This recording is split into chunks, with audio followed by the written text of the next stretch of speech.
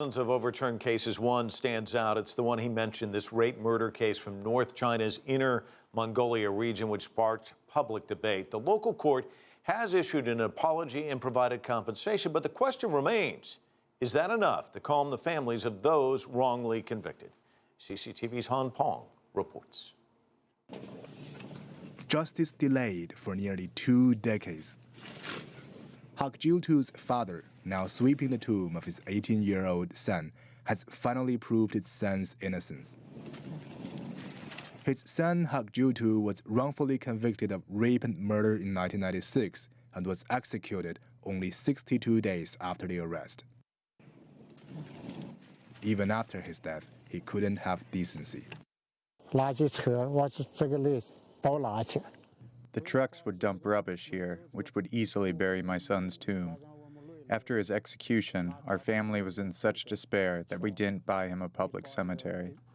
In 1996, Hakjiutu was on his way to work when he found a dead woman in a public toilet.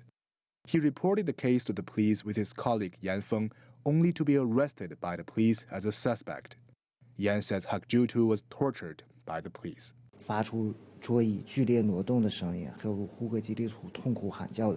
We were being interrogated separately, and I heard loud sounds of a desk and chairs moving, as well as Hakjiutu's cry. The following day, when I walked past his room, I found him handcuffed to the heating pipes, squatting on the floor. Based on his own confession, Hakjiutu was convicted and executed without any convincing physical evidence. Even today, his mother still recalls the details of her son's execution. It was so brutal. My son was killed, and then all the policemen involved were awarded for quickly cracking the case. Over the past 2 decades, China has made a series of reforms to improve its judicial system. Although some say more reforms are still needed, the ban of torture and the concept of innocence until proven guilty are gradually becoming the basis of criminal justice. But for Hakjiutu's family, it took another 9 years for the case to be overturned, even after the real criminal Zhao Zhihong was caught in 2005. Over the 9 years, Hakjiutu's father went as petitioners to Beijing each spring, while China's top legislature and political advisory body met. He says local officials tried all kinds of ways to block him from going to Beijing, fearing that his petitions would disclose their past mistakes. But when asked how he perceived the justice brought back and those to blame, he offered the following words.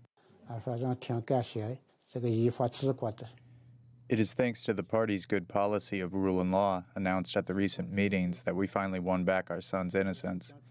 Now we want to see further investigations to identify and hold accountable all the policemen, prosecutors, and judges behind the wrongful conviction. On the day of Spring Festival, Hakjiutu's father returned to the tomb of his son. He wanted to tell Hakjiutu that this year they can finally have a real Chinese New Year celebration like other families. He believes that Hakjiutu can hear it in heaven. The wrongful death penalty sentencing of Hakjiutu has allowed the real criminal Zhao Zhihong to remain at large for another 9 years, during which time he raped and killed 9 more women and committed over 20 more felonies.